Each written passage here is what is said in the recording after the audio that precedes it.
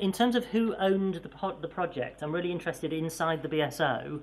What was the decision-making structure, and how did you ensure that you carried key stakeholders with you on the journey? Again, it's something I think it was really important. We had an interesting time at that stage in that we were getting quite a lot of pressure from HEFCE to do this relatively quickly for sort of strange exempt charity registration issues, which I won't bore you with. So we were going to have to take this through quite quickly at that stage, and we'll come back to why that has now been nearly a year since we started this. So it was really important that we had people on board. It was really important to me as well. 100 years old, I've been at the BSO all my life. People love the BSO, all those things you've seen before that students were talking about. So it's really important that we had people on board for this.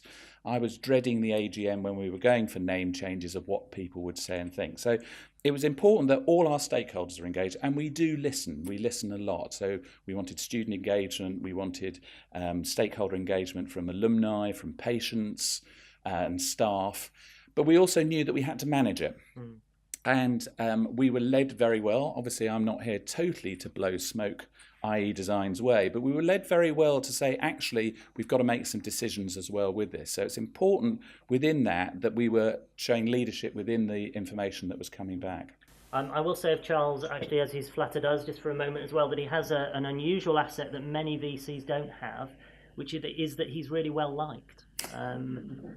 Genuinely, after being in an institution for over 20 years, I think that's an achievement. And I always say to clients, to universities particularly, that a rebrand is a leadership exercise as much as it is the responsibility of a marketing team. So if your Vice-Chancellor, if your senior team are not totally backing the project, then it is almost guaranteed to fail. It really is a critical success factor.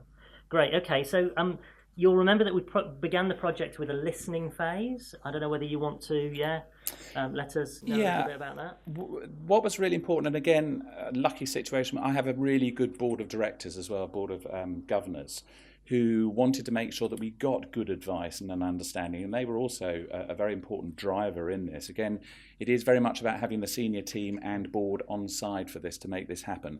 But we wanted to get that information back of, were we going to completely mess this up by moving away from something? We have a really strong international reputation. We are known throughout the world for osteopathy, that 100-year history.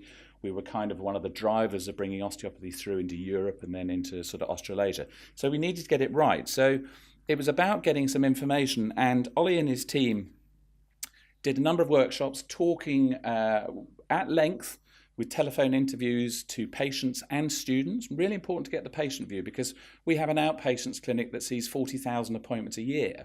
So if we weren't going to take them on board as well, then that was a problem for us. Can I just say in here, you may be horrified at some of the low numbers on that screen.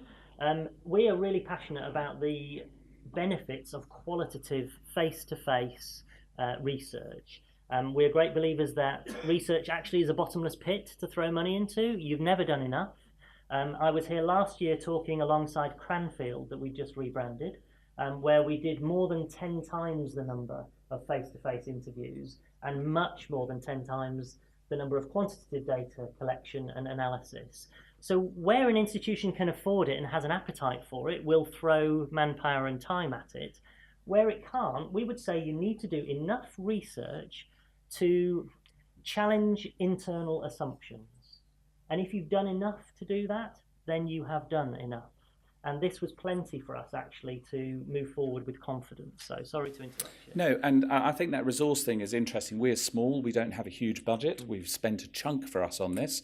But we also had an issue of time as a resource as well. And that was another important message, that we were having to do this relatively quickly.